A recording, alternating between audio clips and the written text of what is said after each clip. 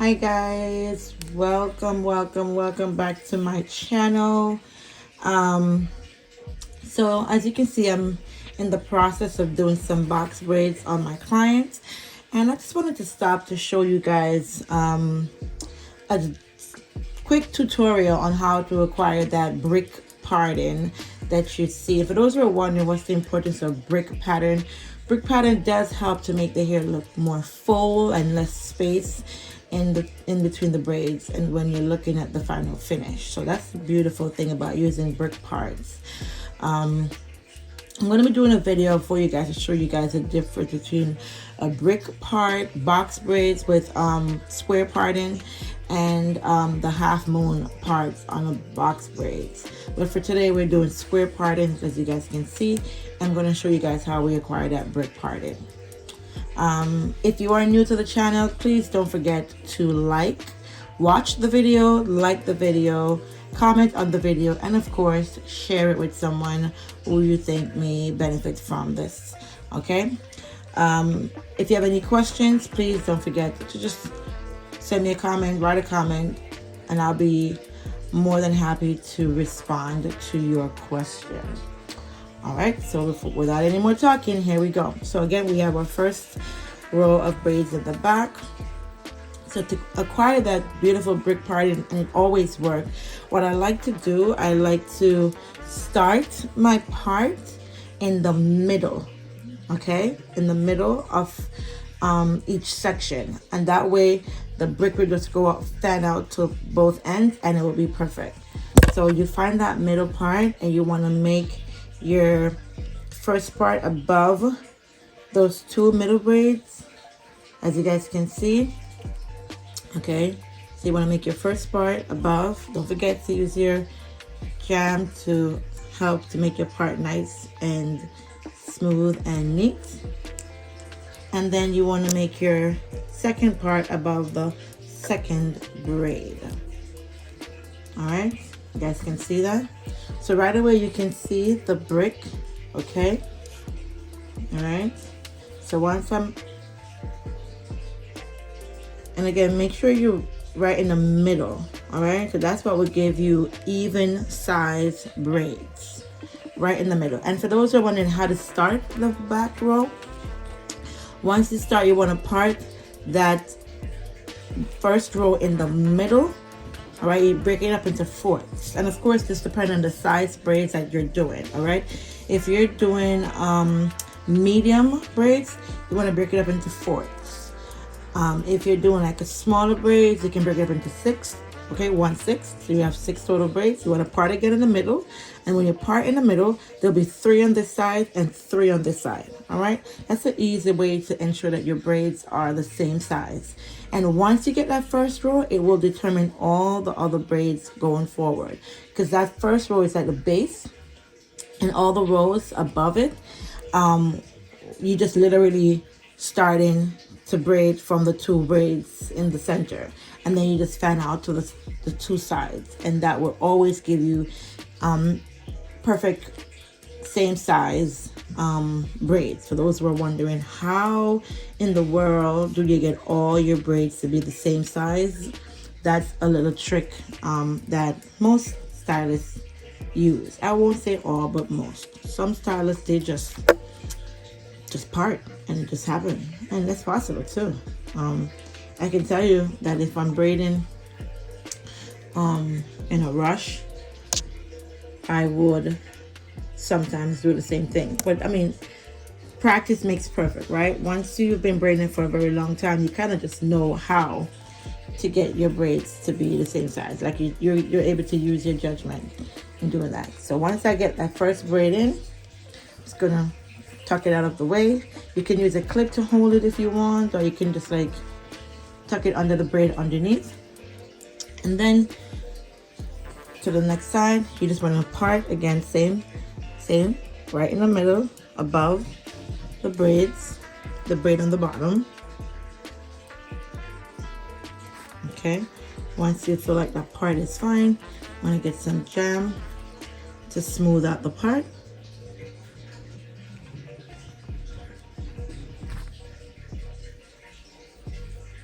Again, twist and tuck. And then this last one will be that last braid. Okay, and then we're going to go to the next side and do the same thing on the other side.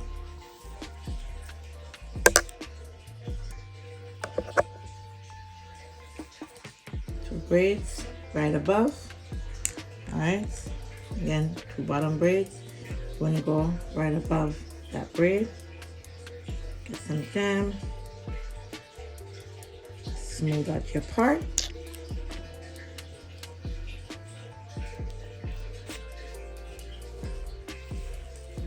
Twisty.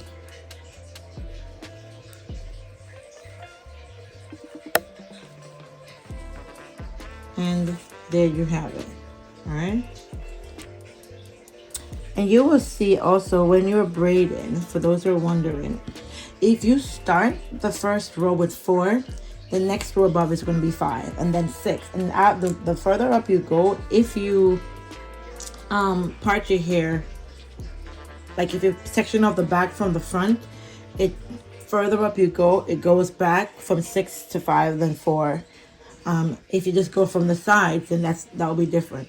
But if you're thinking again how to get those perfect size braids in terms of the part, if you start with 4, then you should have 5 and then 6, because again, the head is a little bit wider, so you add in a braid each time you go up until you get to the top. Then you start going back down to where you're ending with 4 again. That's when you know you will have perfect braids that are the same size. All right.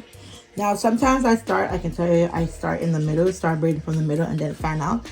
But for just today, I'm just going to start on the end. But it doesn't really matter where you start with your braid. Once you get your parting correct, once the parting is correct, or how you want it, where you start the braids, it's perfectly fine. It really won't make a difference. What makes a difference with braiding is the parting. If your parting is nice and perfect, your braids will be will look good. I mean, that's judging that you do know how to put them in tight, of course. But I can tell, I've seen a lot of braids where the individual knows how to braid, but the parting were very sloppy, and it did take away a lot. Like it took, like the client's hair did not look as good as it should, or as neat as it could have. I'm sure I've done a video already on how to braid, but if just for a quick reminder, again, you want to take one piece of the hair, okay, and loop it to create your third leg. Okay, here we go with our 3 legs. All right, for the braids. Again, some people I've seen where they grab the client's hair and just make one big leg with the client's hair, and then use the client's hair as the third leg. I do not like to do that, because then the client's hair can slip out much easier and it doesn't last as long. So I've heard my clients say to me, man, when you do my hair, like I have my hair in forever, and it takes a while and it doesn't get loose very easy. That's because I am braiding in. I have my own third leg with the fake hair, and I am going to braid it in. So all 3 legs will have a piece of the client's hair in it, okay? And again, if you need more tutorial on that, I did a video for that.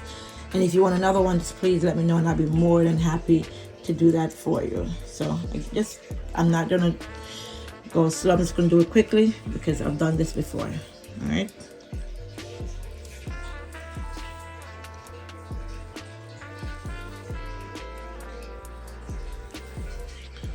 Some people braid longer. I always twist, like turn over my hands. Hopefully that makes sense after the 3rd braid, because I braid faster when my hands are positioned in this direction.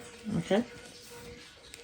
And I'm not sure if you're seeing, but my client's hair is a 4, and she's using black 1B braids. So I'm blending in her hair. So by the at the end, all you will see is just the black hair. All right, and I'll do a video for that as well. If for anyone who wants to see that, we'll do a separate video.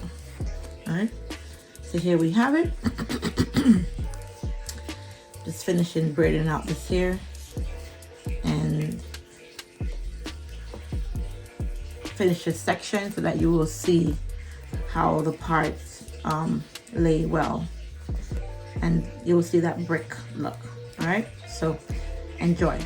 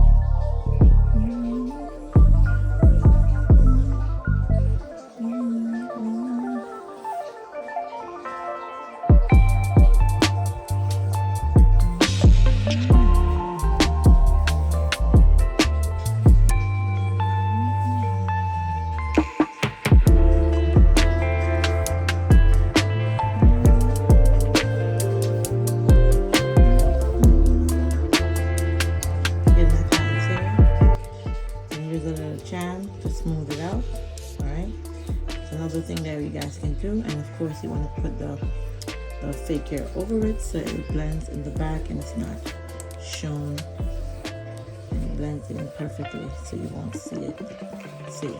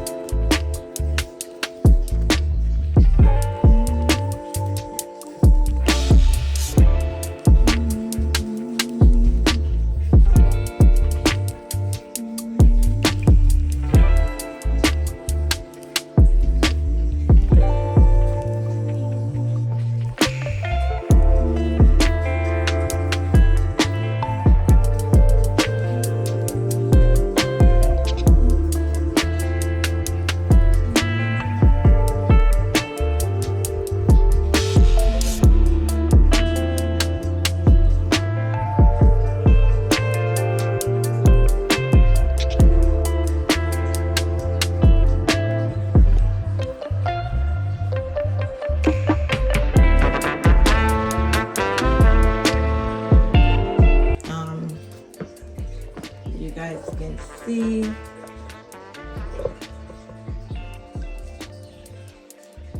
We can see, all right, the finished look. You can see how the brick, right, you can see how this here falls between these two bottom here, and this one falls between these two bottom ones, and this one between these two bottom ones, right?